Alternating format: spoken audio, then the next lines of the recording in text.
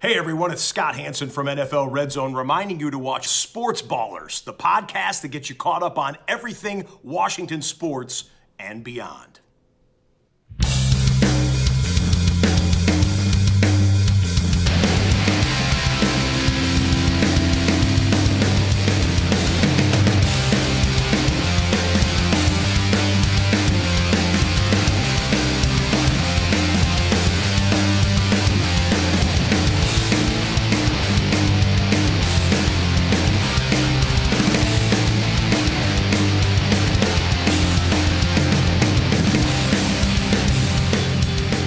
Hello and welcome to episode 151 of the Sports Ballers podcast. I'm Corey Puffett, joined as always by Eric Meyer and Evan Ash. We are back after taking a week off. It was our first week off from the show in more than a year. Maybe a little bit of a needed break, but also means that we've got a lot to catch up on because we've got 2 weeks worth of sports news to talk about. And we won't necessarily touch on everything.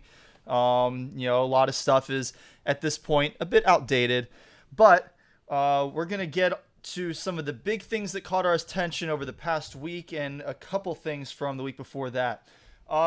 Normally we've been starting with the NBA, but since I actually have something that's kind of my own thing to ramble on about going on right now, we're actually going to start this week, since it's my week hosting, with the Tour de France, which is in full swing. We are entering the final week of the Tour de France. They had their second of 2 rest days today, which means they're going to be going straight through tomorrow through Sunday's finale. And I'm just going to kind of go through some of the highlights. I'm not going to go through stage by stage like I did 2 weeks ago when we only had 3 stages to talk about. We've had 12 stages since then. But some big headlines.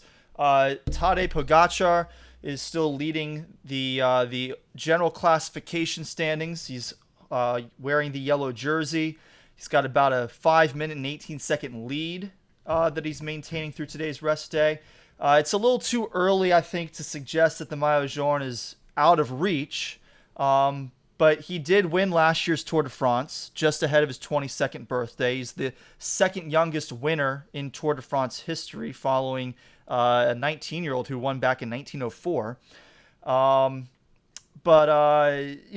you kind of have to take him holding the yellow jersey right now as the favorite to hold it through the week. But we do have some big stages coming up pretty soon, and last Wednesday on stage 11, they had a grueling mountain stage where they had to climb Mont Ventoux twice, which is unheard of for the Tour de France to send them up that grueling mountain 2 times.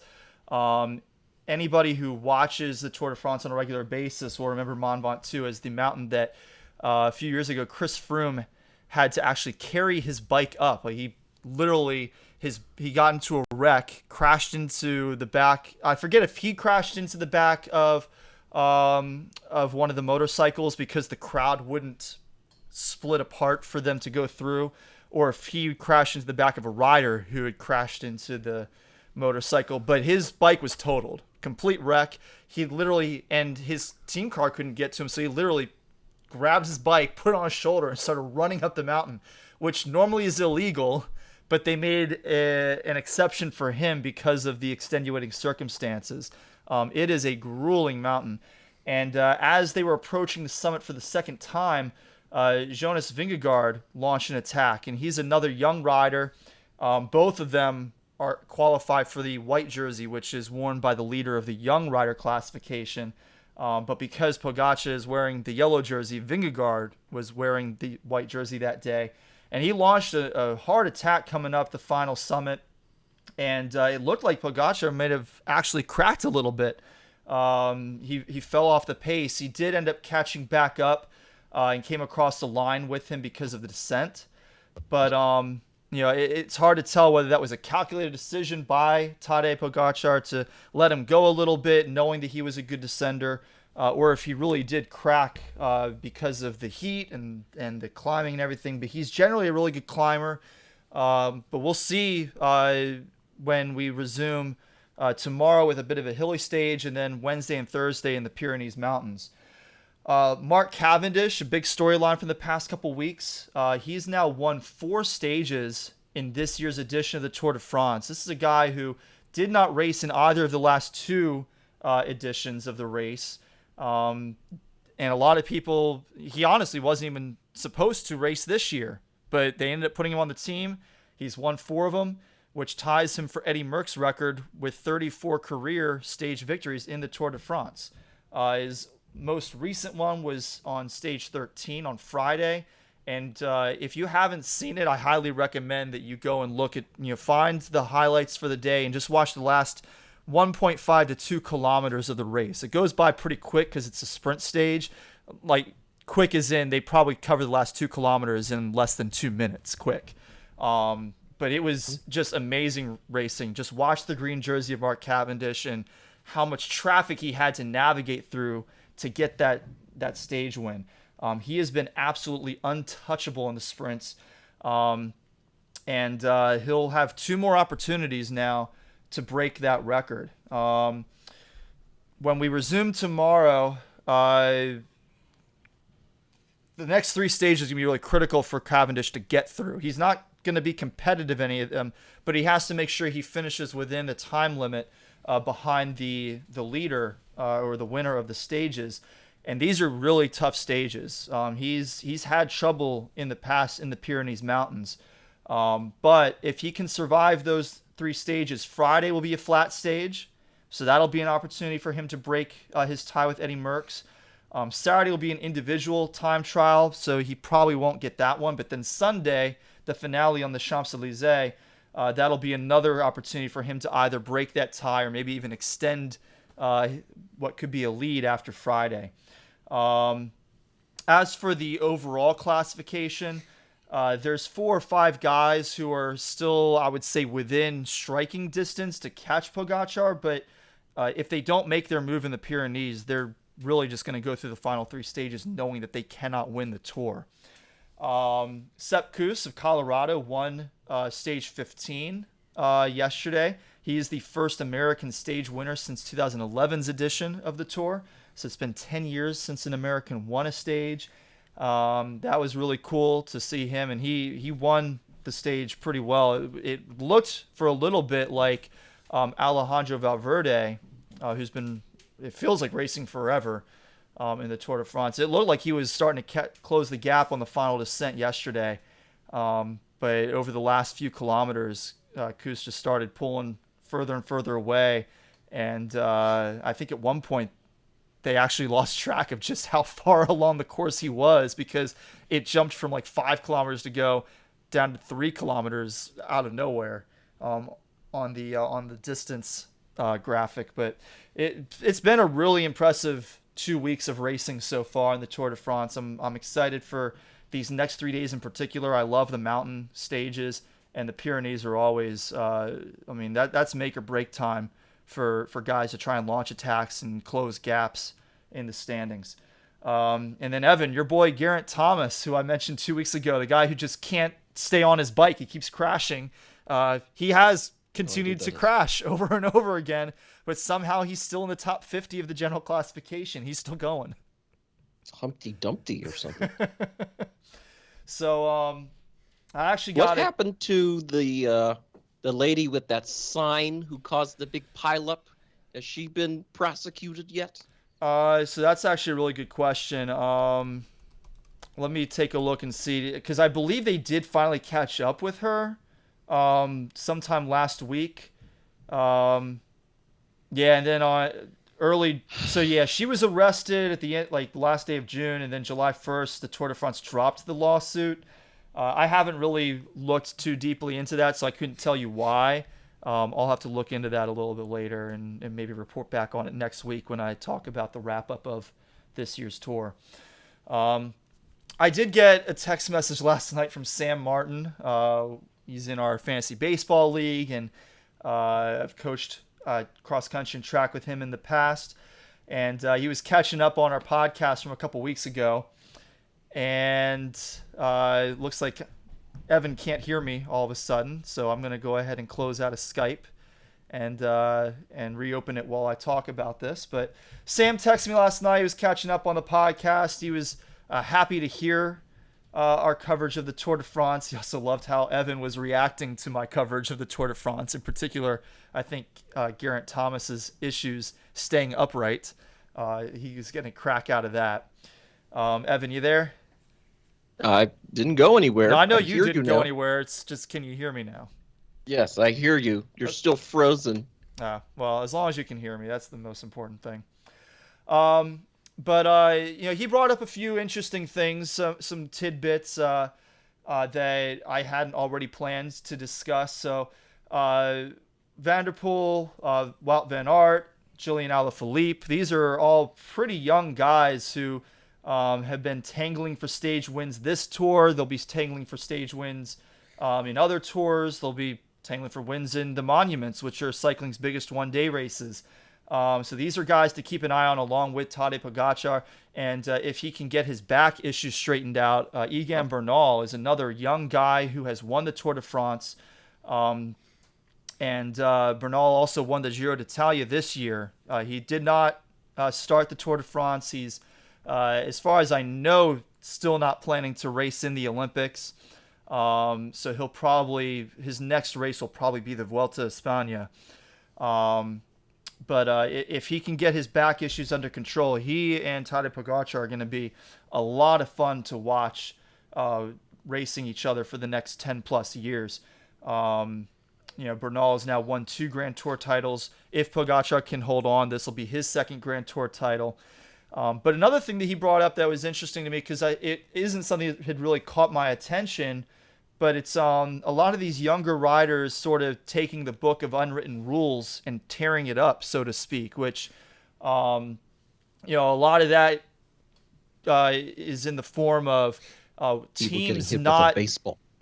Well, it's similar to, like we talk about Fernando Tatis and how he's a guy who doesn't really, honor the unwritten rules.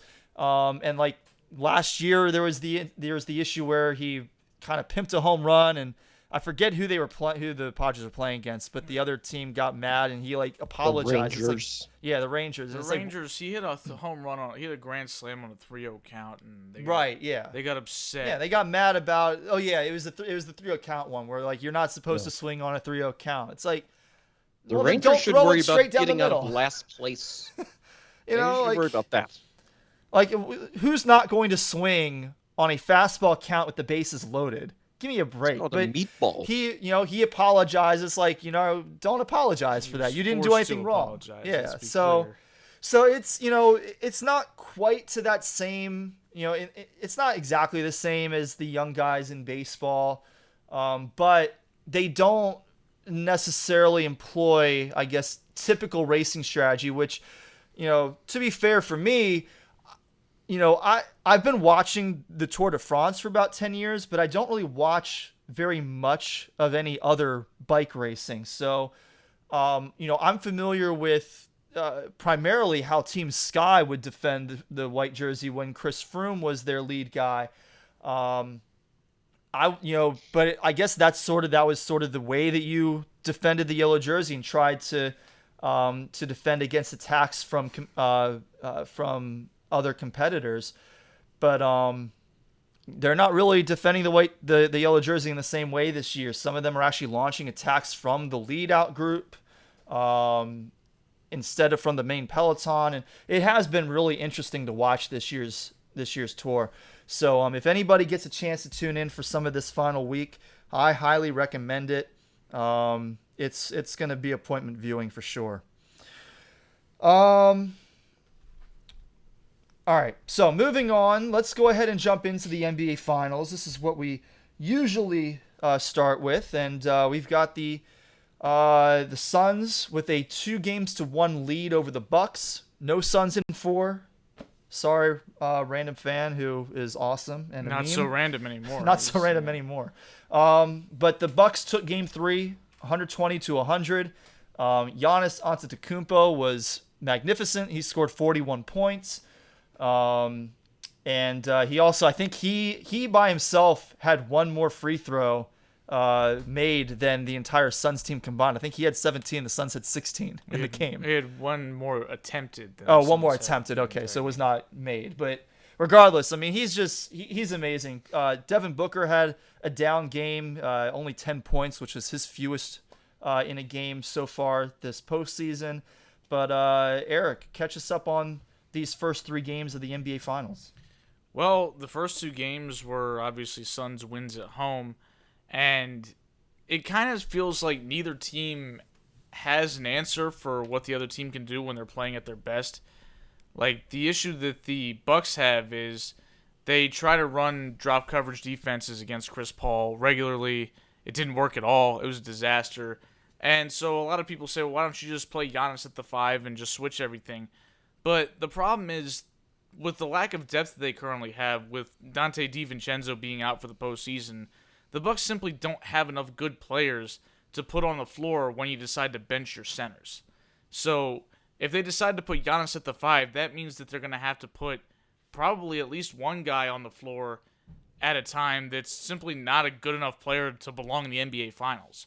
So that guy is going to get taken advantage of all day, whether that's Pat Connaughton, whether that's Jeff Teague or Bryn Forbes, who can't guard anybody. One of those guys is going to have to play in that situation, and they haven't been very reliable at all. And another issue is that Chris Middleton and Drew Holiday simply haven't been reliable either. Holiday had a great game in Game 3, which kind of buoyed the Bucks as the Suns were making a run in the third quarter, because Holiday got hot from 3. But he's not a reliable outside shooter. He hasn't been a very reliable offensive player in general this postseason. And, of course, Chris Middleton is the human roller coaster. He can take over a game by himself every once in a while. But the other nights, you don't know if it's going to be a disappearing act or not. And he didn't really have a huge game in Game 3, but they didn't really need to with what Giannis did, with Holiday providing a little bit of value there. But the Suns are sort of running into a similar problem because Dario Saric is out for the finals. He tore his ACL. And Torrey Craig suffered a knee contusion. He was able to play in Game 3, but clearly his minutes were limited in that game. And when you combine that with the fact that DeAndre Ayton got into a little bit of foul trouble, the Suns had to play Frank Kaminsky in the finals. Bad news, because Frank Kaminsky shouldn't probably even be in the NBA, let alone playing in the NBA Finals. He's just an awful player at that level. And needless to say... Like JaVale McGee level or worse? JaVale McGee is so much better than Frank Kaminsky. Yikes. JaVale That's not good. JaVale McGee was a valuable rotation piece for 3 different NBA champions. Let's not get it twisted. Shaqtin' a Fool aside and Wizards tenure aside, JaVale McGee found a niche in the NBA to be a valuable energy big off the bench. Fair enough. He has his limitations for sure, but Frank Kaminsky could not do anything of value for the Suns. And I think that... I don't remember if it was the second quarter or third quarter. He came in for 3 minutes, and the Suns got outscored by 7 in those 3 minutes. They gave up a 7-0 run, and he was relegated back to the bench. And they had to put him back in the game once DeAndre Ayton picked up his 4th foul early in the third quarter. And it was, again, just a disaster.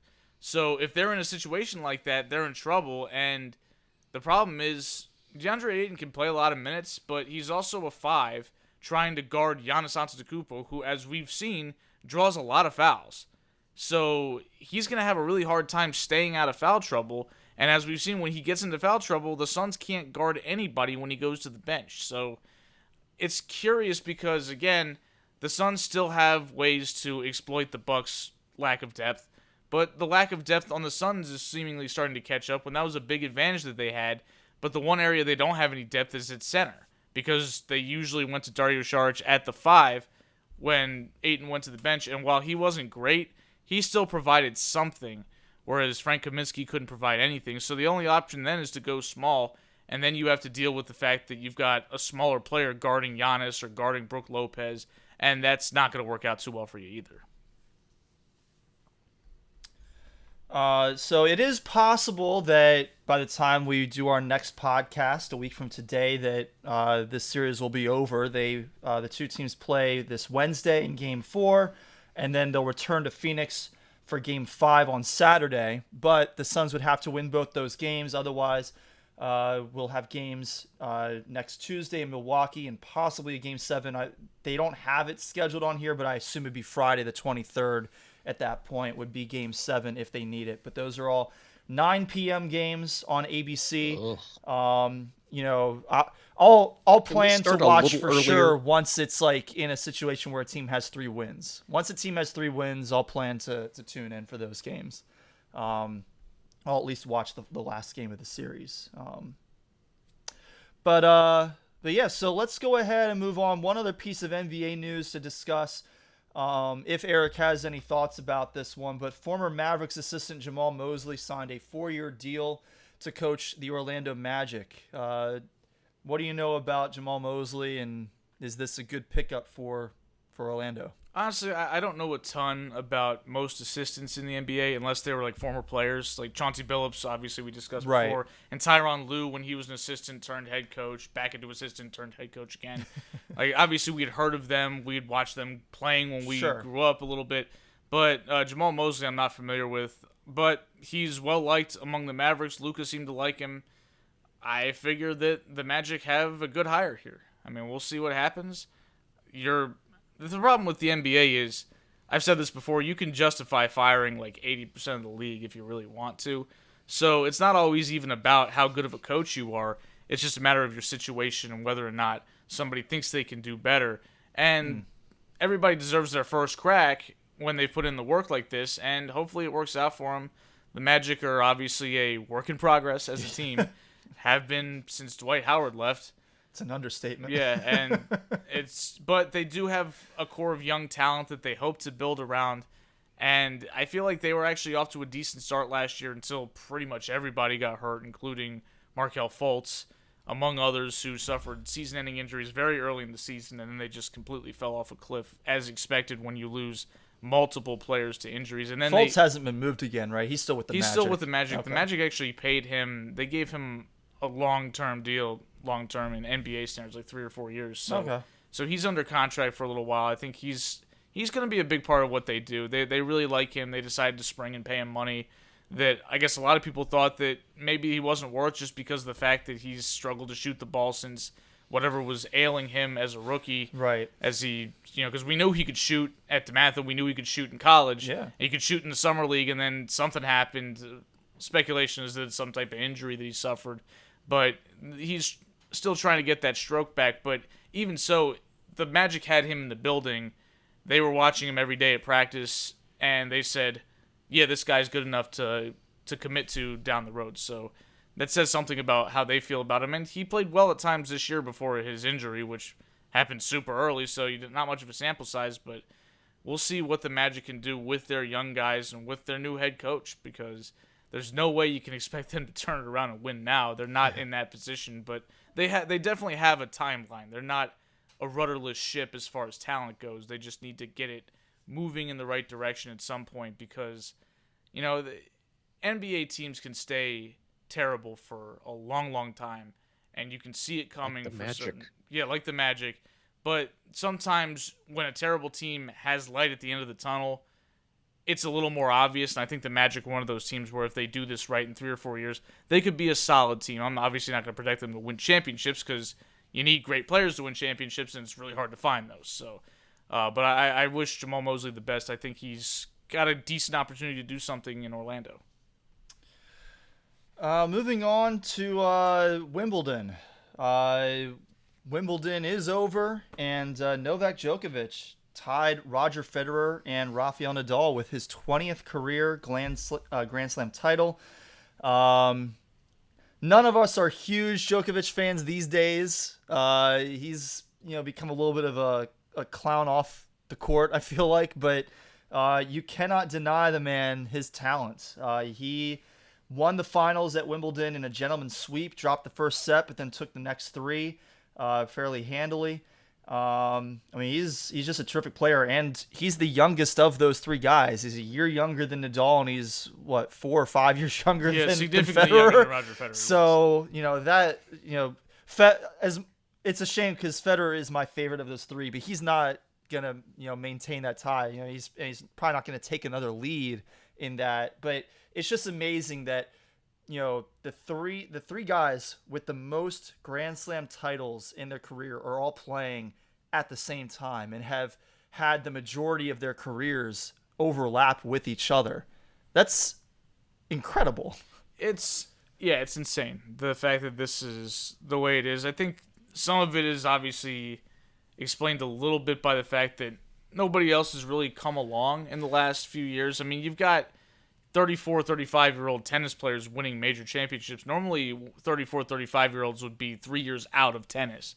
Like, It would be, if you saw a 34 or 35-year-old on the tour, it was like, holy crap, how are you still here? And let alone as the best player in the world. And to be fair, we're seeing a fair amount of that across sports in general with more and more older athletes. We have better technology to keep them healthy. We have more research into good diets and exercise routines and rest regimens and things like that to allow these athletes to maintain a high level of athletic ability into their old age, so to speak, at least in sports terms. But still, to have three of these guys so evenly matched, kind of splitting all these major titles over the course of the past 10, 15 years, essentially, like, that's pretty remarkable. Yeah, it's pretty wild, especially because Djokovic kind of became what he is. I'm not going to say what he is because he's not as good as he used to be. I'm just going to say that. He's 34 years old. He's not in his prime anymore. He's still obviously great, still the best player in the world. But he really started to hit his stride as a legit contender at every single event he entered into in 2011 when he was 24. And that's kind of a late start for tennis players to kind of get... Like, he won a major in 2008, but that was sort of a one-off where it kind of felt like... You almost could call it a fluke because... He didn't win anything for 3 more years after that. Right, yeah. And he would normally go up against people like Federer and Nadal and get his ass beat in those majors, and it just wasn't working for him. He just couldn't quite get over the hump. Whereas Roger Federer won his first major when he was 21. Nadal, I believe, won his first French Open when he was 19. So these guys have been doing this almost since, before they could legally drink, in this country at least, to some extent. And Djokovic starts at 24, you figured, okay, he'll have a nice 5-year run. Well, 5's turned into 10. And it could easily turn into 15. It could. I mean, he's still world number one. Because, like I said, he's the prohibitive favorite to win the U.S. Open in August. I think that he probably will at this point, unless Nadal resurfaces. And Roger Federer had a nice showing at this event, coming off of the injuries that he's had. But, again, he's going to be 40 in August. And 40 years old in tennis is like, come on. And Djokovic has to be the favorite to win the Australian Open at the start of next season, too. You would figure. Yeah, that's obviously a little further out. So sure. We'll have to see where people are. But, yeah, safe bet. He has to be a favorite at the very least, if not the favorite. So he's going to have plenty more opportunities. What do you think of Nadal's opportunities moving forward? Is he dealing with too many injuries to really be that effective at this point in his career? I don't think so. I mean, he was still the prohibitive favorite to win the French Open this year. It was a pretty significant upset when Djokovic beat him. I wrote Djokovic's chances off at the French Open years ago. What about off the clay courts? Do you think Nadal can be competitive still? I've never doubted Nadal's ability to win at the U.S. Open. He always seems to find a way to up his game at the end of the year when he's healthy.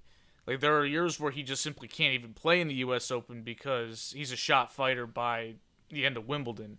But if he's there, that usually means he's picking up steam, at which point he's a severe threat to win that event.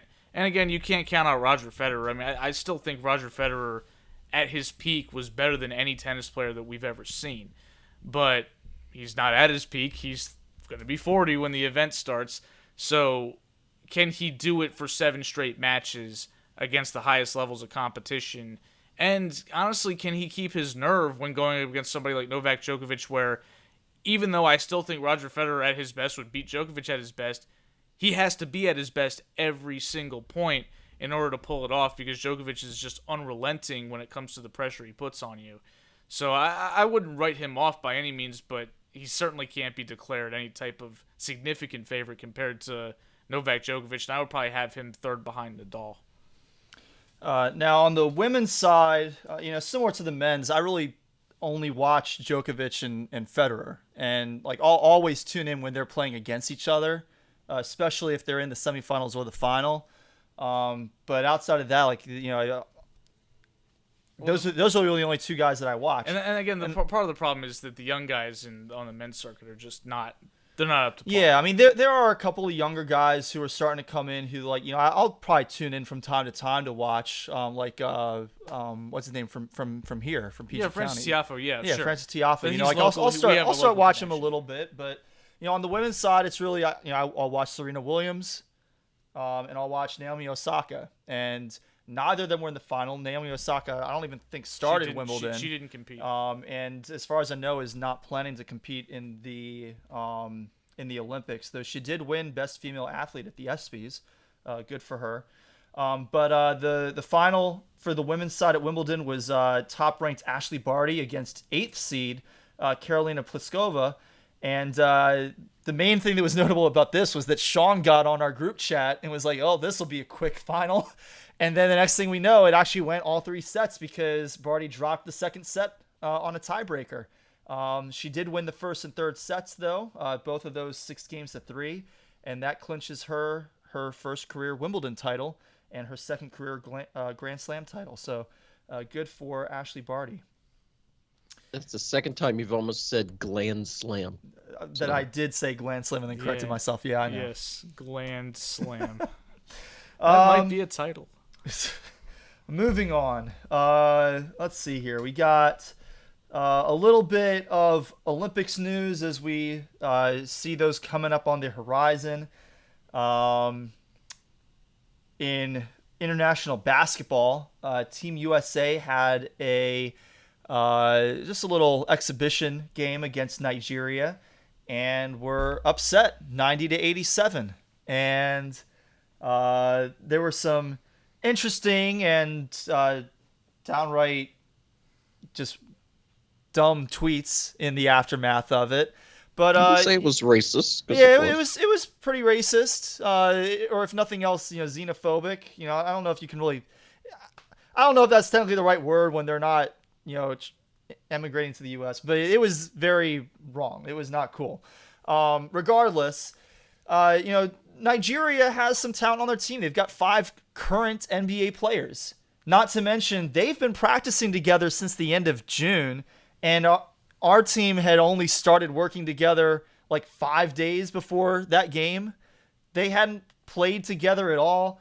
You have to give other, and not to mention just the disrespect for international basketball. Like, I get that we have spent the better part of the past 30, 40 years just absolutely dominating international basketball. Well, when we want to. When we want to, with the exception of the few times that we put, a subpar team out there on the court, and, it's a little harder for us to compete. But when we have NBA players out there, we have this expectation that, oh yeah, we're untouchable. We can't lose.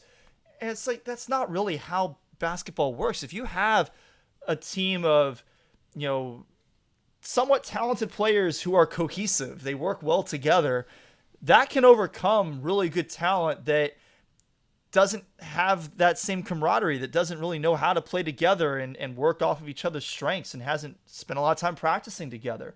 So it's one of the reasons why Olympic basketball is probably the only sport that I generally root against the USA in. I'll root for USA in everything else. Gracious. But I do. I root against the USA most of the time in Olympic basketball because I'm so tired of everybody in this country being so gung-ho, just like, oh yes, we are the greatest. Nobody can touch us. It's just it gets a little tiring. In basketball, we kind of are the greatest at that. So like, that's the one. We invented this sport. Yeah, and we have the best. I get that. I get that we are, but like, doesn't sound like you get it. You get all these old heads who want to tell people, like, act like you've been there before, but then they act like they haven't been here before with USA Olympic basketball. I think the issue in this game is that they sort of, my sense of it is they sort of, we're just going to roll the balls out there and bounce it a couple times and we'll beat Nigeria. Like, we don't have to bring it against these guys. And, sometimes you get caught with your pants down or whatever. Now, Greg What are y'all Popovich in the doing? aftermath, he's like, I'm glad that it happened now, which, yeah, if you're going to lose a game like this, you want to lose in an exhibition match when you can learn from it and hopefully, do better Light when a you actually fire get to under the games that somebody's count. behind. Yeah, I mean, this was obviously not a huge deal in the grand scheme of things. I mean, international basketball is also a different set of rules. Yeah. The court dimensions are a little bit different. There's different standards of what's allowed and what's not as far as both offensive and defensive goaltending. There's all kinds KD of... tried to sell a foul, and one of the guys on Team Nigeria was like, "Come on, dude! You can't do that international." Yeah, basketball. that's not gonna fly. But I mean, again, it just seems like for maybe 2 or 3 Olympic cycles, probably only 2 really, the United States was fully committed to winning it. Where you had LeBron James and you had Kobe Bryant and you had Dwayne Wade and Chris Bosh and pretty much everybody that was on the All-NBA team that was from the United States competed. And that doesn't really happen anymore. It didn't happen in 2016. I think Carmelo Anthony was the best player on the team, which is no knock to Melo, but in 2016, Carmelo Anthony was far from the best player in the league and probably far from even being in the top 10. And yet the United States still took gold because the players that are out there are obviously going to compete. But this year's team, Kevin Durant's the best player. Obviously, he's fantastic. Yeah, I mean, I was under the impression this was the year that Steph Curry was going to get to play, and he's not on the roster. Yeah, he decided not to compete. LeBron James decided not to compete, although he's coming off an ankle injury. Yeah. And to Steph's credit, he also did suffer a fracture of his tailbone that he played through for the last couple months of the NBA season. So maybe he just said, you know what, I'm going to heal up too. Which I'm not going to begrudge anybody that, but it just seems like the commitment to USA basketball since Coach K left and since Popovich took over as the head guy has waned a bit, which I'm not one to judge. I'm not going to tell people what they have to do with their offseason, but it's disappointing if you're a United States basketball fan because you want to see the team play at their very best, but at the same time, it also makes things like this happen. Like if you've got a bunch of players who aren't fully committed to this, like a lot of the players on other countries' national teams are, because this is what they do. They commit to this for a longer time than American players do because they're busy playing in the NBA. This is also pretty happen. late for the NBA Finals to be, Sure. going on and ending eventually. And It's a weird year, yeah. That could be a part of it as well. If we hadn't had COVID and things had Also just an gone odd on as numbered normal, year. and we had the Olympics last year and the finals in it at the same time, we probably would have had some of Things those would be players play that aren't this year. I mean, I don't know what the deal is right now as far as, Devin Booker, Drew Holiday, and Chris Middleton are all on the Olympic roster, but they're playing in the NBA Finals not right there, now. yeah. And, that could take them through potentially July 23rd, and I believe the games start on the 22nd. So that's going to be pretty quick to fly out to Japan and get ready to play just a few days after the finals potentially end. But, there are a few pretty noteworthy names for our area. I mean, Bradley Beal is on the roster from the Wizards, and then Jeremy Grant, a former DeMatha guy, graduated in 2012. He plays for the Detroit Pistons. He's on the roster. I'm really excited to see him play some. And honestly, Jeremy Grant is the only reason that I might end up rooting for USA in the Olympics this year. Not Just because I really don't want to root American against citizen. the DeMatha guy. I just can't. Not root because for you're your an own. American citizen. Yikes! I'll root for American everything else. I promise. I'll root for Yikes. American Oh, everything boy. else. Yikes, Corey. And but one more note about, I think the main reason that the United States lost to Nigeria that most people seem to be blowing off is Nigeria is good. Like, that's a good team. I mean, Yeah. they beat the crap out of Argentina in an exhibition today. So, I mean, this is not a team to be trifled with. I'm not saying they're necessarily going to medal, but they're among the teams that could possibly medal in this thing. And I just don't think that... I think people are selling them short because of some ignorance. And you mentioned some xenophobia that's a part of it. And you hear Nigeria and you think, oh, it's an African country. There's no way they got a bunch of basketball talent. I'm like, what are you talking about? Everybody's got basketball talent somewhere. And anybody can beat you on a given night. And Nigeria's game as a country, their basketball profile has expanded significantly over the last few years and looks like it will continue to do so. So they're going to be a force to be reckoned with. So maybe this wasn't as big of an upset as people want to believe just because of what their preconceived notions about who the United States is and who Nigeria is as a team. So, another big piece of news from the past couple of weeks was Sha'Carri Richardson, the United States track star in the 100 and 200 meter sprints. She tested positive for marijuana a couple weeks ago and is serving a 1 month ban, which will keep her out of the Olympic Games. And there's been a lot of back and forth over this over the past couple of weeks. Most people on my timeline, whether on Facebook or Twitter or other social media, so both friends and just random people that I follow, most of them seem to be on the same page, which is, she knew the rules. These are the rules for athletes. You cannot use marijuana, and this is an international rule. So I don't. There's been some back and forth on who actually decided to enforce the ban on her, whether it was the U.S. anti-doping agency or the worldwide agency. But ultimately, even if the U.S. decided not to ban her, the Olympic Committee would not have allowed her to compete in the Tokyo Olympics over this. So there really wasn't a whole lot that we could do on that front. But it's a difficult situation. Rules are rules, obviously, and I'm not gonna try and sit here and argue whether marijuana should be taken off of the banned substance list or not. But it was pretty messed up what happened to her. She literally found out about her mother's death from a reporter during a post-race interview. What? So she was pretty messed up mentally over that, which I can completely understand. How that would mess somebody up, and you might turn to something that you normally wouldn't turn to try and cope. Not making an excuse for her, but I sort of am to an extent. Not necessarily to the extent of she should be allowed to compete and we should all look the other way over this. But you can at least, understand why she would do that, despite the fact that she knew that it would potentially land her a suspension. That's just really difficult. So it is a shame that she won't get to compete in the Olympics. She's a terrific sprinter, and definitely would have been competing for a podium position in those two sprint events. But yeah. Just a quick side note on the Olympics. Most of the events will be held with no fans in attendance.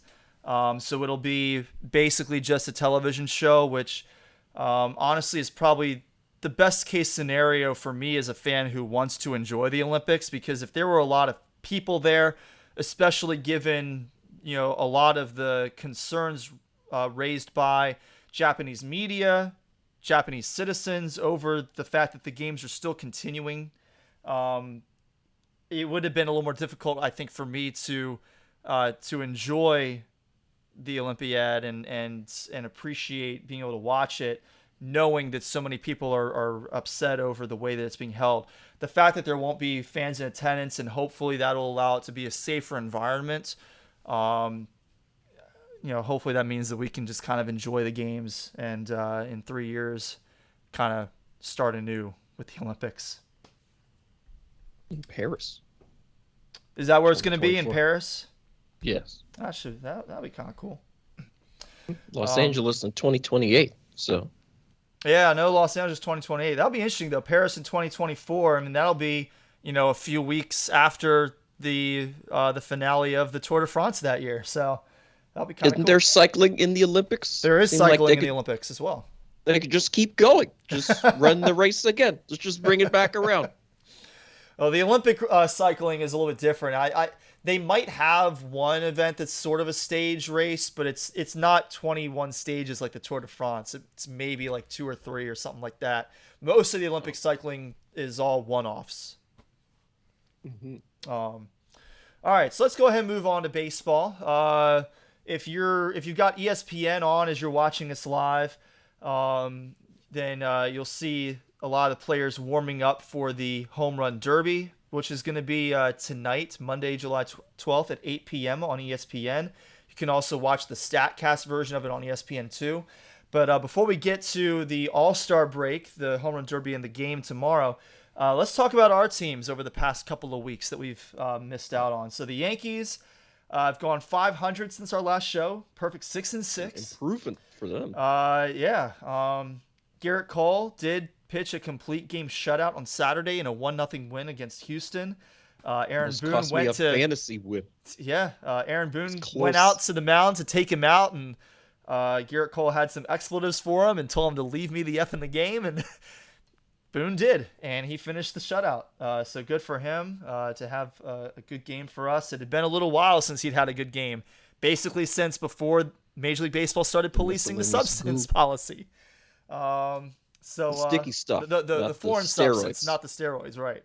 I don't know if they're actually, enforcing that one right now. Who knows? Ask Robinson Cano. He's been suspended for a whole season. There you go. Chilling. True. Yeah. Fair enough. Yeah.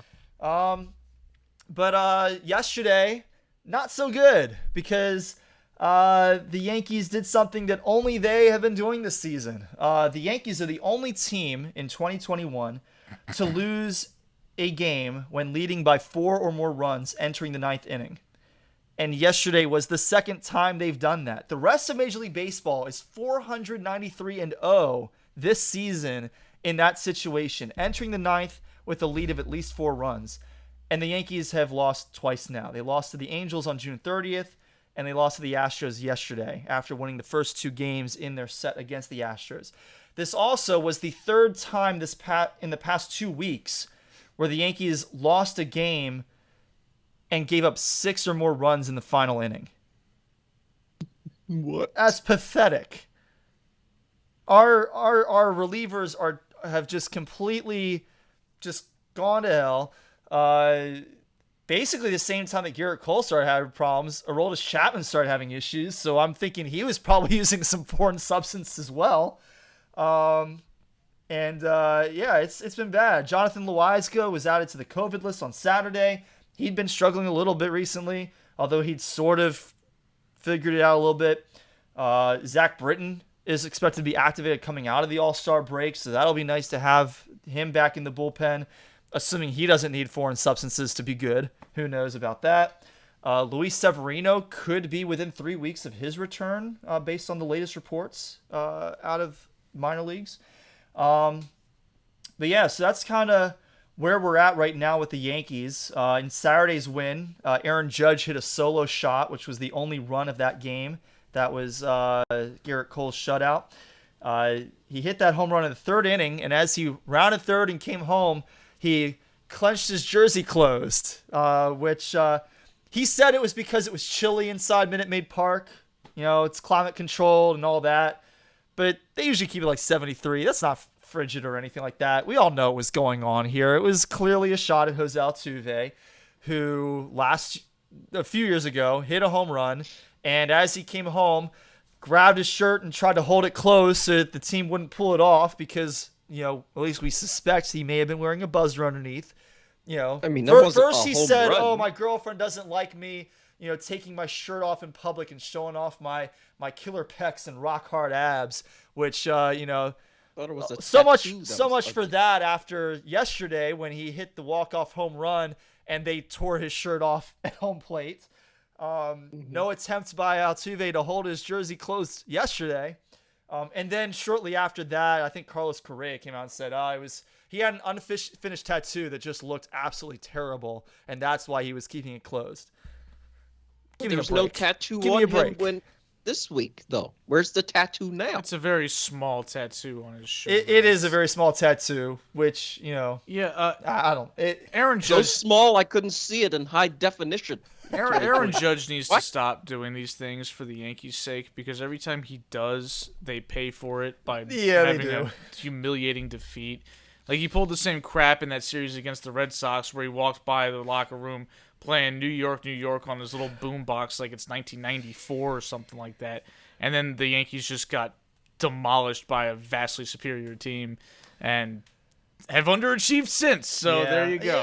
Yeah, I appreciate the humor. I do too. But It just yeah, seems I like mean, but you're right. Like for whatever like, reason, it just seems like it always just immediately bites them in the ass. It's yeah, just weird. it really has. And at some point, you have to start thinking, okay, is this bulletin board material that you're giving them? Because it certainly appears to be. It also just seems like sometimes you just lose, and it's coincidence. I was mostly It could be coincidental. I was mostly tongue in cheek with this. But it still is a little. it just seems like it's twice now that the only 2 times that I can recall Aaron Judge, sort of being sassy with an opponent, and both times it didn't end well. Yeah, it's just so like it wow. might be worth it to start thinking about that a little bit.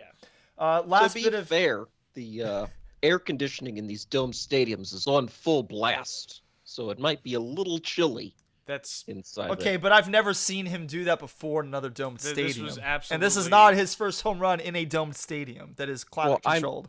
Yeah, and it was also definitely it was on purpose. Come on. Yes, Like, like, it was directed at the Astros. Like, come on, like you can't We tell me know it's this. coincidental. It just happened to happen for the first time against Jose Altuve and the Astros.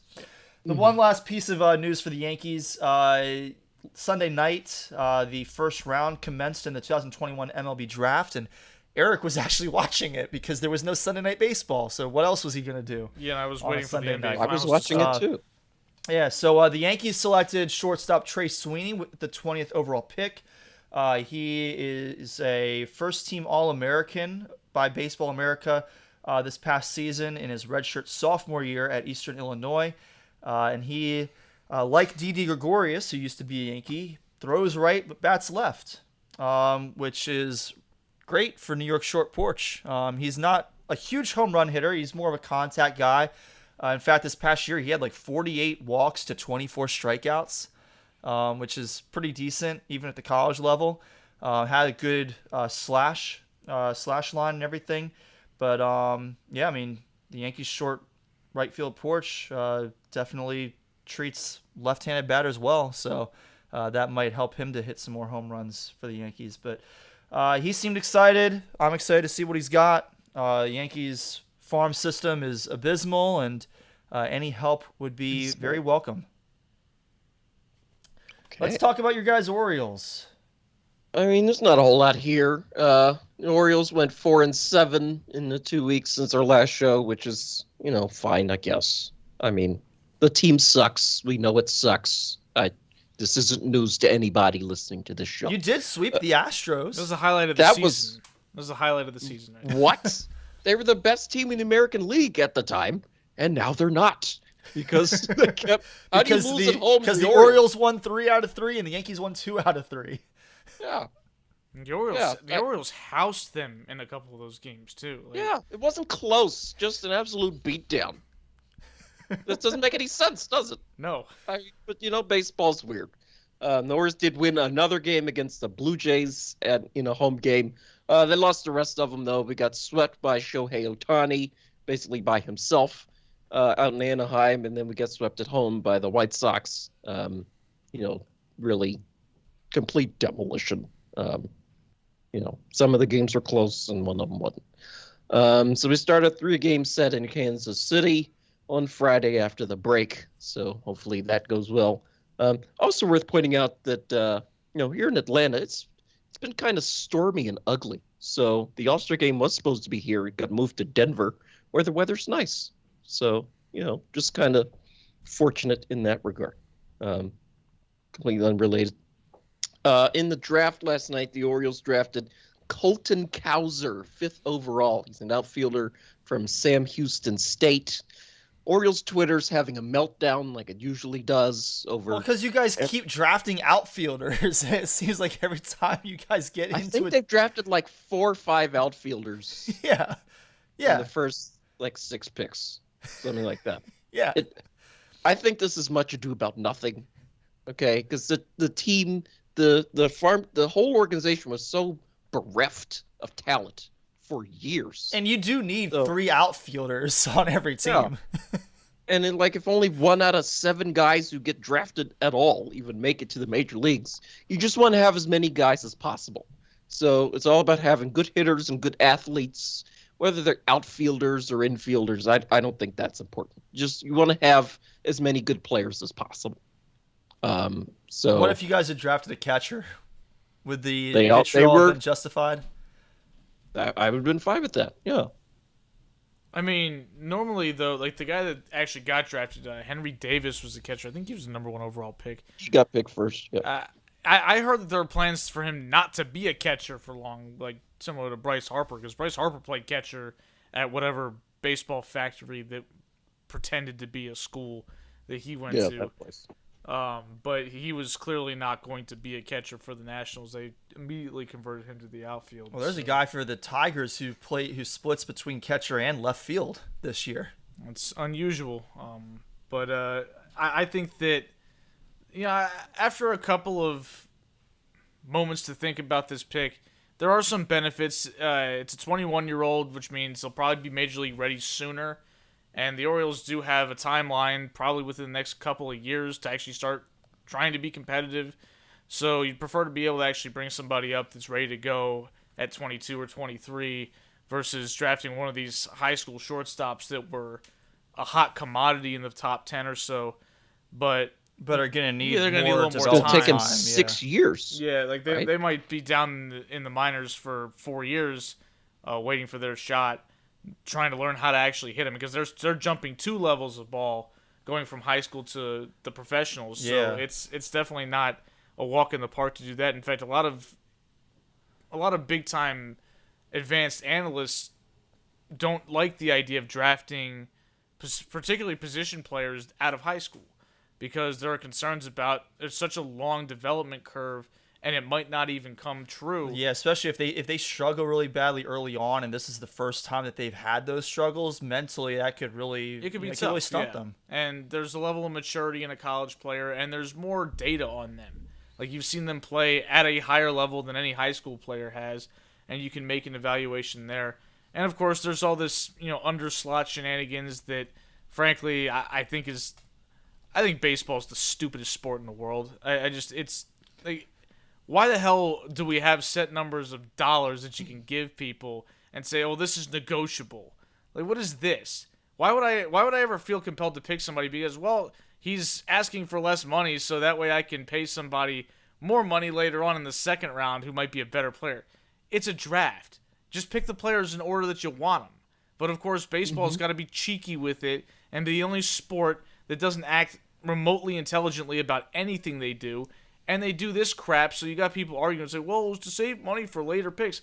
Why do you have to save money on any picks? Just make the picks. Yeah, that was something I saw on Twitter quite a bit today, was people talking about how, Major League Baseball tried to make this, a bit of a TV thing last night. And there are a fair number of people who tuned in who haven't really tuned into an MLB draft in the past, because it's usually not really, advertised and on TV.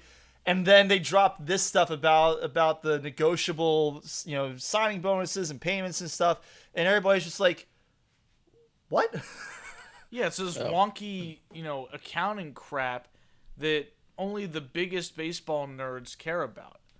And it's like, can we just have a draft where you call people up and they hold up jerseys and a bunch of idiot fans go crazy? I mean, why can't we just do it like that? I mean, obviously it'll never be to the scale of the NFL draft, because the NFL draft's a bigger deal, frankly. Those players can impact your team in 6 months, whereas baseball players aren't going to be relevant on your team for maybe 2 or 3 years.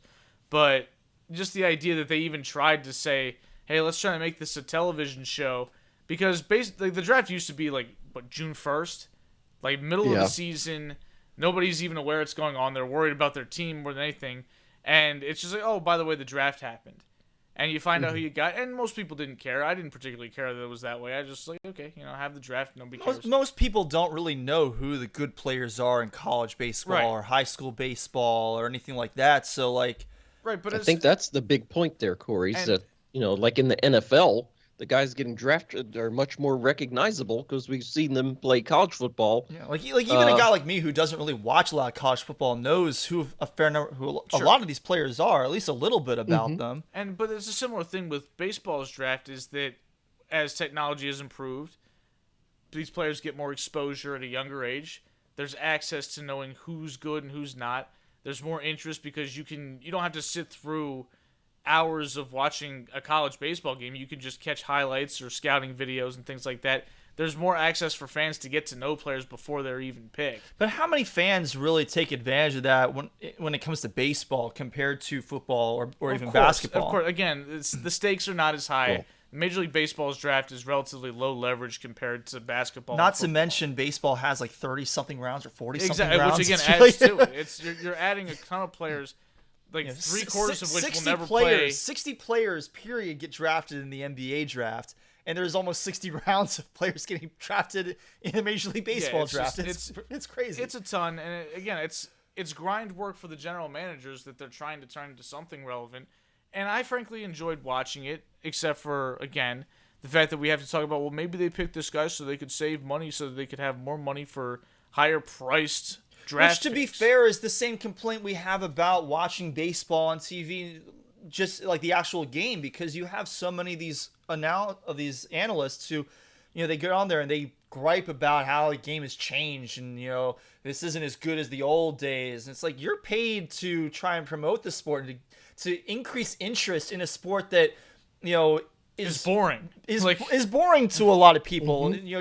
To a lot of people, it might be the least popular of the big three or the big four sports in North America. It's not less popular than hockey. That's true. It might not be, but I can't imagine it's that much more popular than hockey right now. It's significantly more popular. And a big part of that is because of the announcers. Well, the announcers don't help. It's not because of the announcers. It's because baseball doesn't market itself. The announcers don't help. The announcers don't help. They're certainly part of the problem, right? Like, they're just I'm not trying to put 100% of the blame on them, but they deserve a good chunk of the pie chart of where blame goes. Well, let's also keep it real. This is a bit of anecdotal evidence, but the fact that I went to a Bay Sox game on Father's Day with my whole family, including my brother, who does not watch sports at all, and we looked up, and it was the fourth inning, and we'd only been there for like 40 minutes, and he was like, wow, it's already the fourth inning? And he's like, if Major League games moved like this, I might actually tune in. And I was like, well, to be fair, Grayson Rodriguez is mowing people down, and the Bay Sox aren't getting. He's like, yeah, I understand that, but the game is still moving. If it was only no commercials if he was in minor league games. If it was only the second inning, but 5 runs had been scored, then I would be able to tolerate. There's still action. It does move quickly. I mean, I was having trouble keeping up when I was keeping scores just because of how quickly it was going. Yeah, that Bay Sox game we went to, the final score was 10-8, and it still only took 3 hours. Yeah. Major League Baseball game 4-3, and the game's over at 2:00 in the morning if it started at 10. Mm-hmm. So, some pretty bad news from this past week. Ronald Acuna Jr., the star outfielder for the Atlanta Braves, tore his ACL going for a leaping catch on the warning track, came down awkwardly and tore his ACL. He's going to be out for the season. It's a real shame to lose him. Obviously, it hurts Eric, especially because he's on his fantasy team, but also just I love Ronald Acuna. He's it's awesome. rough for the sport. I mean, he's a terrific player. He's a lot of fun to watch. He pisses off all the old grumpers that we like to exactly to be upset with. So yeah, he's cool. Yeah. He's got his hat cocked a little bit to the right or the left, and that really got under people's skins because he's got a big diamond chain number 13 he wears around his neck. Oh, the Pirates! The Braves hated that. Yeah. The Braves are having a giveaway. They're giving replica 13 chains out later in the season. Yeah, and unfortunately, he will not be playing in that game. So, wishing him a speedy recovery. It'll probably be tough for him to get back in time for the start of next season. It's not. I wouldn't say it's completely out of the question, but ACLs are typically a 10 to 12 month recovery. And there's also no reason to rush it. And we're pretty deep into this season now, so I would imagine we probably won't see him until May or June of next year, but we'll see what happens. And like Eric said, there's no real reason to rush his return. Nick Castellanos struck again. I believe this was actually during our off week. This wasn't during this past week. It was the week before that. It was a while ago. But we had to talk about this because we've talked about Tom Brenneman and what happened there with him in Kansas City when he made some off-color comments that were captured by a hot mic, and he gave a half-assed apology on air. and interrupted his apology to call a Nick Castellanos deep fly for a home run into left field to make it a 4-0 ball game. We've talked about this before on the show. You've seen the memes Yes. if you're on social Yes. media. Well, about a week ago, once again in Kansas City, while the broadcast was eulogizing George Gorman, who I forget what branch of the military he served in, but he had recently died. He was the father of Pat Gorman. And so the broadcast team for the Royals took a moment to just kind of talk a little bit about him. And in the middle of it, they had to interrupt themselves to call a home run to left field by none other than Nick Castellanos. So he just gives 0 Fs. He does not care, especially when he's in Kansas City. And, it didn't really ruin the moment. I mean, it's still a eulogy, but it's just like, the fact that it was again in Kansas City, it's the same guy. It's again to left field. Like, it's just too perfect. And he'll be starting tomorrow's All-Star game, so they definitely need to make sure they do the stand-up to cancer thing between innings like usual. Because if they start talking about that during the game, Castellanos is definitely going to come up. And he's definitely going to get a home 500-foot run bomb into left field. off the scoreboard. I mean, none of this is Nick Castellanos' fault. No. Right? He has no idea. He's this just out there stuff playing happened. baseball. He's just trying to play baseball. And he hits a home run to help his team win a game, and then he becomes a meme because the broadcast something, either somebody said something horrible and is getting fired, or someone has unfortunately passed away. And it's funny because Castellanos was kind of just a guy in Major League Baseball. Yeah. He wasn't that good. He hits that home run this year. He's like, last I checked, he was batting like 347. Just been mashing on my fantasy team. Thank you very much. And I pretty much drafted him. He was where I wanted him to be as far as rank and order. But I was like, I'm so happy I get to have the meme guy on my team. And then he's been great. So he's hitting 331 right now, but he has the highest fantasy points per game out of your entire starting lineup as far as hitters. What about Acuna? Well, he's no longer in my starting lineup. Yeah, Acuna's now out. He's on He the was IL. just a little bit behind Acuna. Yeah. But yeah, it was funny because I saw it on Twitter and it said Castellanos strikes again. I'm like, okay, so he hit another home run, right? And I was like, oh, he hit another home run at an inappropriate time, and somebody had to call it. It's like, okay, I see what happened. I was like, this dude is just a social assassin.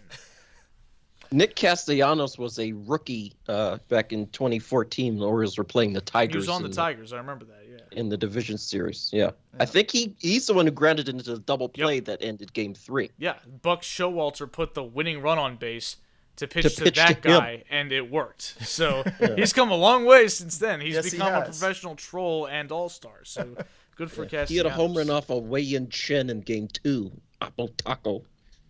So we are going to try and wrap up before the home run derby starts at 8. We got about 45 or so minutes until then. So we're going to touch on that, and then we have a little bit of NFL news to discuss. But let's jump into tonight's lineup for the home run derby. We've got Shohei Ohtani, Joey Gallo, Matt Olson, Salvador Perez, Pete Alonso, Trey Mancini, Trevor Story, and Juan Soto. That's in order from 1 to 8. They'll face off in a bracket style, 1 versus 8, 2 versus 7, and so on. And the format is going to be that each batter gets 3 minutes in the first and second round, 2 minutes in the final round. They're going head-to-head against each other. Each player gets a 30-second bonus period and can earn 30 more seconds by hitting a home run over 475 feet. So I would imagine that because there's that stipulation on the distance, that the difference between the ESPN and ESPN2 broadcasts, where you have the non-StatCast and the StatCast version, probably won't be too dissimilar. You'll get more StatCast stuff on the ESPN2 version, but you'll still be seeing the projected distance, I would imagine, on ESPN. yes. But the players have been seeded by how many home runs they have this season. So yes, you heard me right. I named Shohei Ohtani first, despite the fact that he is a pitcher, because he is leading Major League Baseball in home runs this year. It's ridiculous. And he's He has a good 33 pitcher. home runs. Just to give you an idea of how good a pitcher he is, he was named the starter of the All-Star game tomorrow. Now, I'm curious because I haven't looked into this, and maybe one of you guys has the answer. What does this mean for the game? Because usually in the All-Star game, pitchers go like 2 innings, and then they bring in the next guy, and they go for 2 innings, and so on. What is that going to mean for the batting lineup? Does that mean the American League is going to go without a designated hitter for this? My understanding is that it's like Shohei Ohtani is 2 people. So he's the starting pitcher, and he's the but designated he's also hitter. the DH. Okay, so the American League will be able to bring in another designated hitter when they take him out of the game as far as pitching. Yes, I think No that's the right pitchers way to do batted it in the for an All-Star game. I have no problem with them not doing that for regular baseball games, but for the All-Star game, I'm glad that they're doing it that way. So that's good. Well, yeah, it's a TV It's an show. exhibition. Yeah, right? exactly. Like you can change the rules a little bit. Honestly, we should just do it with the umpires too and have a robot strike zone for the exhibition. Please, yes, a great idea. Yeah. So the prize pool for the home run derby is $2.5 million. The winner gets $1 million of that. And the baseballs for this event, unlike the ones that will be used for tomorrow's All-Star game, have not been kept in a humidor, which is, I guess, essentially meant to add some. So it's basically like it is humidifier. It's meant to add a little bit of I guess, dampness to the ball to try and prevent it from flying quite as far in the thin air of Coors Field in Denver, Colorado. Right. Yes. So they have not been kept in that for the home run derby, but the balls will be used tomorrow in the All-Star game have been kept in that humidor. But it's worth pointing out the home run distance to get bonus time is up to 475 feet. What is it normally, like 450? 440. 440. Oh, wow. Back when it was in Cleveland. So, a little bit difference in elevation between Cleveland and Denver. Just a little bit. I'm so incredibly excited.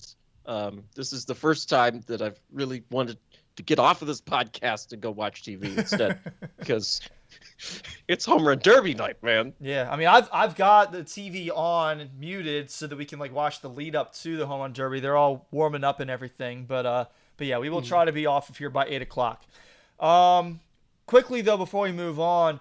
So there's been some stuff. I want to get your thoughts on Trey Mancini being in this event because that's really cool for him. I don't know where exactly he is among the home run leaders this season because obviously like the 8 guys who are competing here are not necessarily the 8 guys with the most home runs in Major League Baseball to this point. But they've all hit a lot of home runs, and Trey Mancini has hit quite a few home runs himself. In his this is his first season back since dealing with cancer, right? He didn't play last year, so big comeback story for him. So I want to get your guys' thoughts on him. But before we get to him, let's talk about Shohei Ohtani because some interesting stuff from Stephen A. Smith over the past week. 5 days ago, ESPN Plus put a post on Twitter where he was talking about how people who are not really familiar with baseball may not know a whole lot about Shohei Ohtani, which is a travesty because he is the greatest player that Major League Baseball has had since Babe Ruth, according to Stephen A. Smith, right? And I'm not going to necessarily dispute that because, I mean, he's pretty impressive. I mean, a guy who can play 2 ways at the level he does, right? But this is a complaint we've heard about Major League Baseball for years. I mean, Mike Trout, people who don't follow baseball might not know who Mike Trout is, despite the fact that he was the greatest baseball player that we had seen in our lifetimes, potentially. And he's teammates with Shohei Ohtani, and the Angels they're teammates still suck. on a team that sucks. How ridiculous is possible? That, right? But the point that he was making was that baseball is not. They're not promoting Ohtani enough, right? But then he goes on First Take today on ESPN with Max Kellerman, and he goes on this. I don't know if the rant itself was really long, but the part of the rant that I saw was basically Shohei Ohtani should not be the face of baseball because he needs an interpreter. I'm sorry. Were you not the same guy who 5 days ago was saying that it's a travesty that he's not more promoted, that baseball is not embracing him as a face of the sport? And now today you're being so incredibly xenophobic, so incredibly racist. Like, what year are we in that we're still talking about, oh, you can't speak English, you don't belong. Like, you shouldn't. Also, Shohei Ohtani does speak English. He does. He gave an entire speech in English like 2 or 3 years ago. Yeah. So like, he uses an interpreter, but he doesn't need an interpreter for every event that he does. It's also worth pointing out that Shohei Ohtani is being marketed in Major League Baseball's 2 showcase events, the Home Run Derby. As the 1 seed. He's the leading guy on that. He's batting he's leadoff for the American League and pitching to start the game. And he's the starting pitcher in the game. So what more can you do? You can't do anything else. So, he's going to be exhausted. We generally like Stephen A. Smith on this podcast, right? Like yes, we like Stephen A. Smith. We think that he's a pretty cool dude. He's a good analyst, generally speaking. But this was a little bit of a bad week for him, at least on the baseball side of things. Yeah, and he subsequently apologized for what he said today. I shared that in the chat that he posted on Twitter, a lengthy apology regarding what he had to say today. And the thing is, I don't want to sit there and say that he was deliberately being xenophobic, but he definitely showed some of those inclinations, which is most people who are xenophobic or who say xenophobic things are not deliberately being xenophobic. Sure. But you still have to call that out so people can recognize, hey, yeah, maybe I need to think twice before saying something like that because that's not cool. And the point that he made was about how, it's harder to connect with an American audience when you don't speak the common language spoken in the United States, which is English. And when he said that, I was like, wait a second, I've never once considered Shohei Ohtani what language he spoke. Not because I'm above it all and I live beyond languages and colors and races. No, it's because I actually legitimately didn't know that he used an interpreter. You know why? Because the only familiarity I have with Shohei Ohtani is what I watch him do on the baseball field. I watch him mash dingers. The Orioles last week, I watch him hit bombs. I watch him pitch. And I watch him do hilarious stuff in the dugout with baseballs and be just a really nice guy. He seems like the funnest guy in the world. I don't need him to speak English to tell me this guy seems like he's great. And the thing is, I do think there is some merit to the idea of being a face of a sport. In some sports, it would be hard to be the face of professional basketball if you didn't speak English because basketball is a talking sport. And what the players say in the media carries weight on the floor. This league type of crap that we talk about all the time where LeBron James talk crap about this guy or he subtweeted this guy. Baseball, you don't have to talk. You just got to play. In basketball, Kawhi Leonard isn't as big of a star. Why? Because he doesn't talk. But you don't have to talk in baseball. You just go out there and whoop some ass and be great and look like you're having a lot of fun doing it, and you will be the face of the league. And that's what Shohei Ohtani has definitely been this year. And I kind of talked about this among you guys when some Yankee fans insist that Aaron Judge is the face of Major League Baseball because Yankees have the biggest fan base and Aaron Judge is the most popular Yankee, therefore he's the face of baseball. I'm like, no. The face of baseball is the guy you see on TV all the time because he's doing insane stuff. And Aaron Judge has done plenty of great and he's things. been on TV plenty, and he is a face of baseball. He is not the face of baseball. He's probably the face of the Yankees. This entire season has been the year of Ohtani. Yeah. From Jump Street, 100%. when he first came out and he threw like 100 miles an hour and he cranked a 450-foot bomb in like the first week, everybody's like, oh, he's actually in the same game. This. Yeah. Right. Like he's actually going to do this. Like he was hurt for a while as a pitcher, and then he tried to make a comeback last year and it didn't go well at all. But this year he got it back and now he's just mashing bombs left and right. And I'm just like, yeah, this is actually happening. And I was like, is this actually going to hold up? And it has. He's been terrific the whole time. And I've never seen anything like it. It's the most insane thing I've ever seen. And another point is baseball's got a lot of international players, some of which don't speak perfect English. Yeah. Shohei Ohtani uses an interpreter probably for the same reason Ichiro did.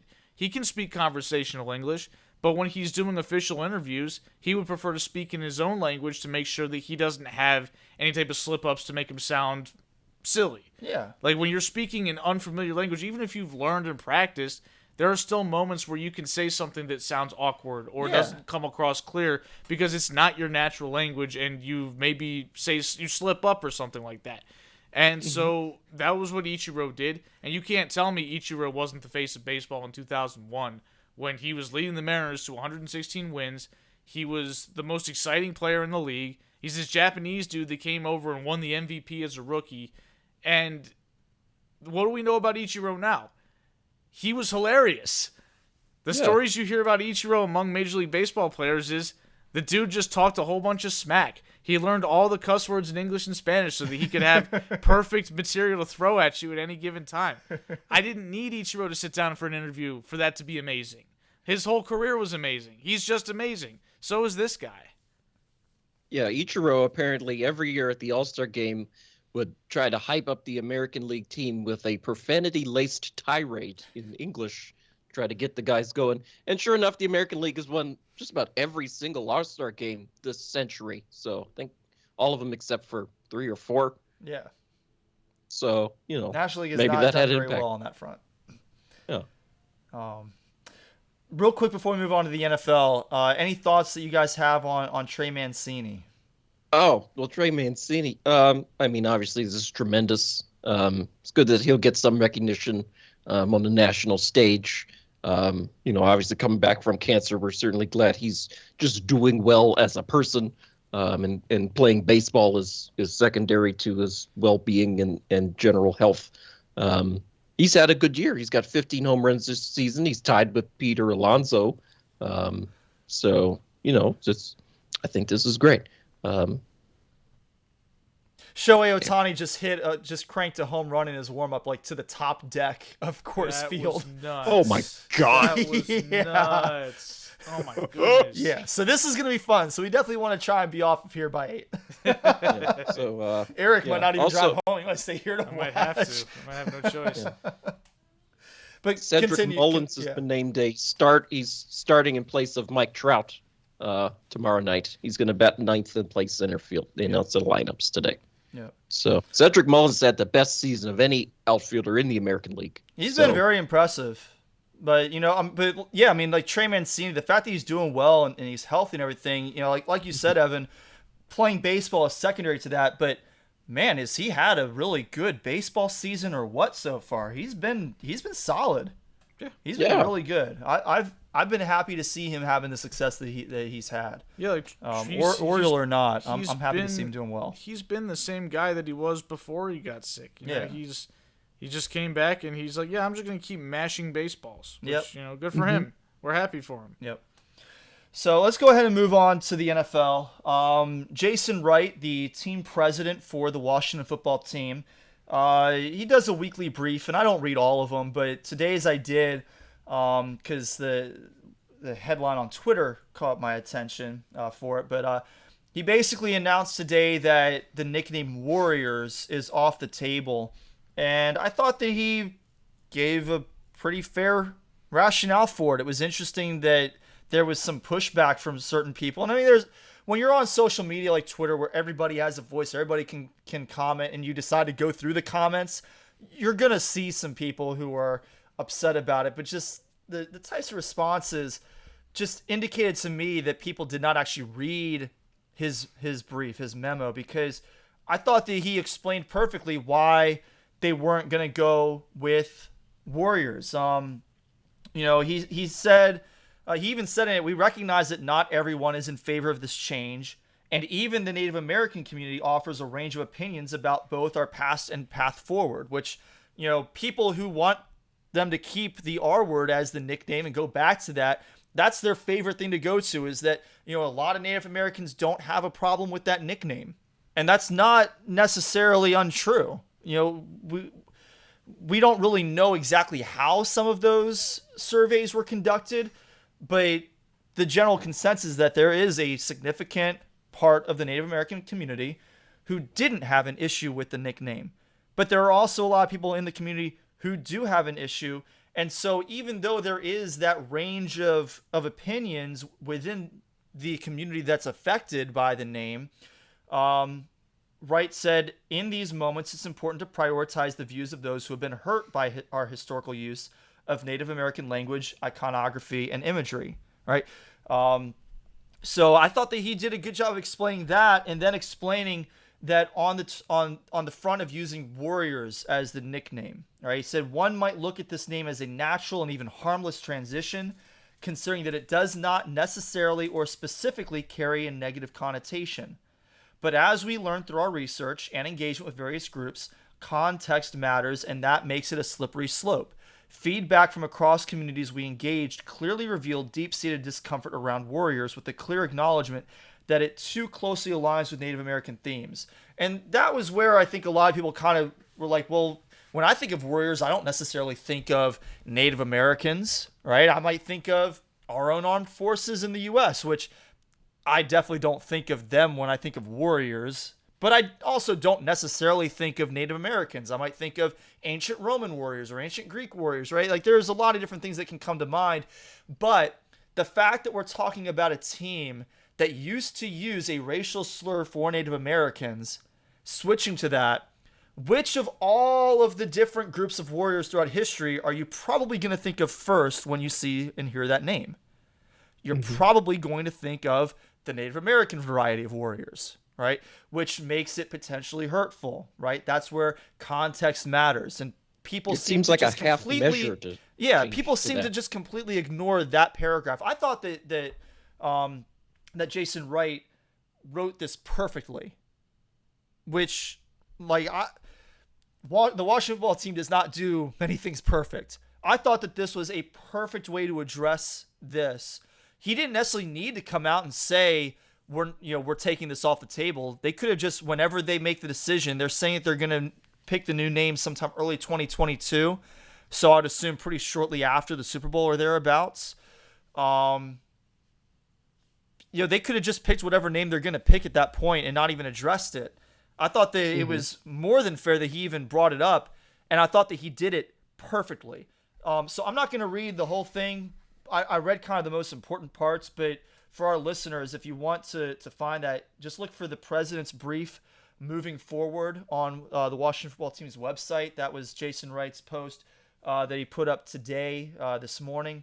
I thought that it perfectly addressed the nickname Warriors and why they're not going to go with that. Yeah, and the thing is, like, it kind of reminds me of the Golden State Warriors, who the iconography that they used back in like the 40s and the early 50s was racist as hell. And they kind of moved away from the imagery, but they kept the name Warriors. But the problem is the team has dug themselves such a big hole with this because you had Dan Snyder throwing a freaking temper tantrum over it, writing that stupid letter with all caps, "We will never change the name. Never." At which point he's basically just said, "I'm drawing a line in the sand. I'm refusing to change." Well, at that point, when you finally come back with your tail tucked between your legs, you can't do a half measure. You've got to go all the way at that point. Yeah, that's probably the most significant part of it. But another slightly less significant part, referring to the Golden State Warriors, is that they removed that imagery a while ago, and moved away from that before the internet blew up to what it is today, and long ago enough that most people today no longer think about that imagery, right? So, if the Washington football team changed their imagery, obviously the R word, that's inherently a slur for Native Americans, so you're not really going to get away with it with that. But if they had changed their imagery 2 or 3 decades ago or 4 decades ago and switched to Warriors at that time, and we got to today where people aren't necessarily thinking about that, they could probably get away with it. Does that make it right? Is that fair? Maybe not. But there's a clear difference between the two situations. It's also a big difference because the football team's brand is definitely, especially in 2021, is a much bigger deal than the Golden State Warriors brand was in 1949. Absolutely. Or whatever. And so the problem is your brand is oftentimes, you can't have fans dressed up in Native American garb at your games. That definitely cannot happen, especially given the fact that you've gone out of your way to change your nickname after a big fight for many, many decades, going out of your way not to do it. This can't continue to be a thing for your franchise. You've got to make a clean break of this. Yep. Yeah. I mean, it's in poor taste to nickname your team after a race of people. I mean, certainly it's not good to have your team nickname be a slur, but it's not really a good look to have your team be nicknamed after a race of people, whatever race that happens to be. So I think it's good for Washington. They seem to get it now. And like you said, Corey, the changing to Warriors, it would be alliterative and whatever, but it's not a clean break from what they had before. Right. It's not completely different. It just seems seems to me like if they'd gone with Warriors, that would be like a real half measure to just get people to shut up, but not really change anything. Right. Yep. Small piece of news that may have flown under the radar for a lot of people, but I saw when it first came up. Cameron Kinley is a cornerback from the Naval Academy who was signed by the Tampa Bay Buccaneers as an undrafted free agent following the draft. And a lot of service academy football players who go into the NFL or are drafted or signed after the draft by NFL teams, they'll apply for basically to delay their service commission until after their athletic career. And this is pretty typical. Like, this happens all the time. Every year you get players like this, and you don't even necessarily hear about it because they get their request granted pretty much 10 times out of 10. This year, Cameron Kinley was denied his request by the secretary or by the acting Secretary of the Navy, and it made some headlines. And I saw it, and I was looking into it. I was like, isn't this kind of weird? Like, I feel like most players, they get their commission postponed. And I looked into it, and yeah, like that, it happens all the time. And it didn't look like he was going to get to play. But this week, in fact, just I think a couple days ago, the Secretary of Defense overrode SecNav's decision to not allow Cameron Kinley to delay his Navy commission. So he will get to delay the commission, and he'll get to attend Bucs training camp again. He's an undrafted free agent. Who knows, whether he'll make the roster, whether he'll be able to have a lengthy NFL career. But at least they're giving him an opportunity to go and play. And it's not like he's not going to serve, the commission that he committed to by going to the Naval Academy. He's still going to serve his country. It's just going to be, after his athletic career is over. So I was glad to see that situation has been rectified. The big news of the week in the NFL, and there's not a whole lot of big news. Aaron Rodgers is expected to make a decision on figure things out with in like 2 weeks, but until then, there's not going to be a ton of big news in the NFL that's right when now. Training camp starts. Right. But we have some not so great news out of the NFL because Barkevious Mingo, who was a player for the Atlanta Falcons, he was arrested Thursday and accused of indecency and sexual contact with a minor. The Falcons found out about it and released him on Saturday. And now Mingo's lawyer is very upset with the Falcons. He said that the accusation is a lie, that his client will be fully vindicated when the truth comes to light, and was upset that the Falcons rushed to judgment against his client. But here's the thing. Maybe it's a lie, right? I don't think any of us necessarily need to comment on the accusation itself, because the accusation is the accusation. We don't have any details about what may have happened or may not have happened to add to the conversation. But focusing on the lawyer taking issue with the Falcons releasing him. Mingo signed a 1-year contract just this March with the Falcons. So he's new to the team. He hasn't actually played for the Falcons before. In the past 5 seasons, he's played for 5 different teams. So this is not, this is not even Kareem Hunt when he was with the Kansas City Chiefs. And he was accused, and we later saw video of him assaulting that woman in a hotel, right? This is a guy who is, for all intents and purposes, barely in the NFL. Are you really going to give him the benefit of the doubt over an accusation like this? I can't blame the Falcons at all for this. No, we're not talking about Kyle Pitts here, where it's like you've invested a lot in this guy being a part of your future and you think he's going to be a star. Right. Or... At that point, it would be a little bit, it would feel a bit weird for the team to keep him after an accusation like that, because that's a pretty severe accusation. But you can also appreciate the idea of, okay, we're going to let the legal process carry out. We're going to see what happens. Because if it turns out that he didn't do anything wrong, do we really want to give up on that investment that we put in with a high draft pick, right? Yeah, Whereas with this guy, obviously a calculus here. yeah, with this guy, if it turns out that the accusation is a lie and he didn't do anything wrong, you can probably get him back pretty easily. And he's Barkevious Mingo. If you even really want him that badly. Again, we've said it before on this podcast. Until this, the most notable thing about Barkevious Mingo is the fact that he's named Barkevious Mingo. He's a non-entity in the NFL. He's just some guy that plays linebacker. I don't recall him ever making a play. I just remember occasionally say Barkevious Mingo in at linebacker, and it's like, hey, Barkevious Mingo, that guy.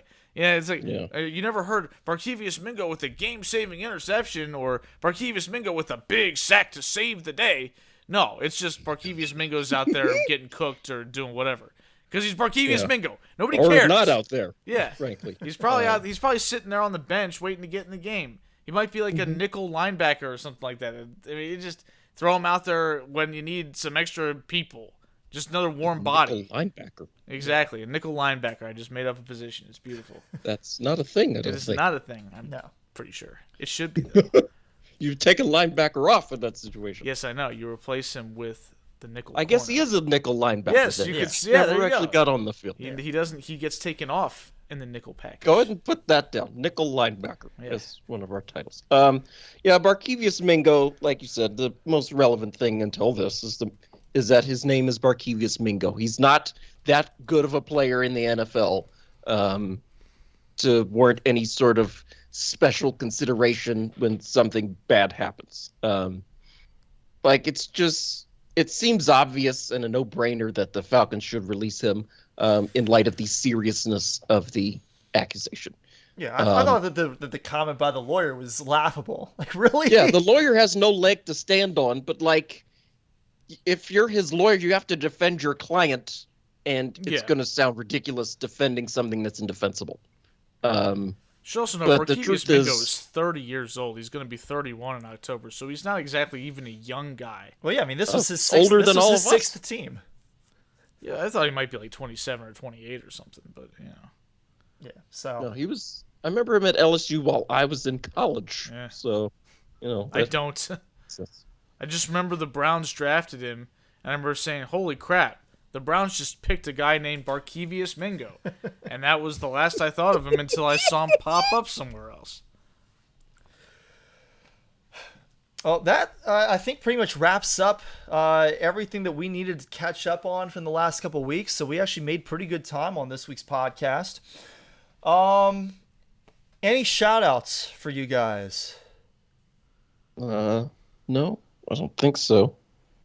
No Woj bombs. I guess shout out to Zayla Avant-Garde, the young lady that won the spelling bee contest, Yeah. who also has mad handles. You ought to check out the videos of her dribbling like 4 basketballs at once. And there was a move While that she, riding a unicycle. yeah, and there's also an in-game move that she made, like a behind the back dribble on a fast break, and it was nasty. Like, it was pretty awesome. So shout out to you. Keep doing your thing, because that's impressive stuff. I have not seen the basketball highlights for her. I'll have to take a look at those. That's pretty cool. I did see that she had won the spelling bee. Congratulations to her. Evan, anything?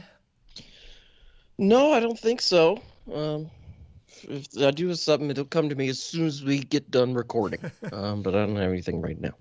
All right. Shout out to all our listeners who put up with us. I was just about to say that's my shout out is to you, the listeners who put up with our shenanigans every week, except for the rare occasions where we take a week off. Thank you guys for joining us for another podcast today. Really happy to move into our next 150 of these. We'll be going into our 4th year at the beginning of August, so we're about a month away. A little bit less than a month away from season 4 of the Sports Ballers. We're really excited about that. We'll be starting to ramp up for football season here pretty soon, doing some fantasy football stuff this year, and of course everything else.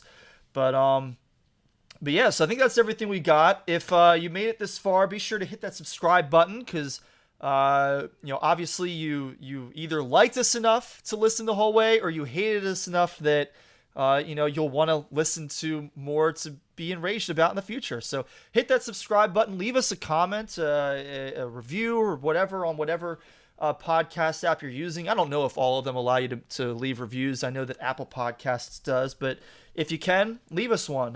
We'd love to hear your guys' feedback. You can follow us on Twitter at SportsBars18. Let us know what you think of us, good, bad, ugly. You can send us things that you want to hear us talk about, you want to hear our opinions on, either that way or to our email, which is thesportsballers@gmail.com. You can also follow us individually on Twitter. I am at Corey Puffett, Eric is at Quagmire67, and Evan is at Evan_Ash13. If you listen to us live on Facebook, but you aren't always able to join us live, we are on Apple Podcasts, Spotify, Google, and Amazon Podcasts. And if you like a different podcast service and we're not on there, let us know, because we can probably pretty easily send our feed to another service so that you can get us on your preferred podcast listening app. Make sure that you follow us on Facebook. If you have any interest in listening to our live shows on Monday evenings at 6:05, we'll be switching back to Wednesdays in another month and a half or so as we get closer to football season, and as Eric and I finish up softball. Why did y'all sign up for a Wednesday softball league? That was just the day that they had. Okay. It was just the day they had. There's 6 other days every week, though. I like doing the Monday podcast. You come off the weekend, some stuff happened. Yeah. I'd be okay with this being our normal, out of football season thing. I wouldn't want to do it during football season. We have Monday Night Football, but outside of football season, the Ravens have the Monday night opener. I would have to skip. Yeah, but outside of football season, I'd be cool with doing Monday podcasts for the most part. But regardless, if you do want to listen to us live, make sure that you like us on Facebook and look out for those posts so that you know when to catch us live. That wraps things up for episode 151 of the Sports Bars podcast. Thank you so much for listening. And for Eric Meyer and Evan Ash, I'm Corey Puffett, and we'll be back with you for another episode next week.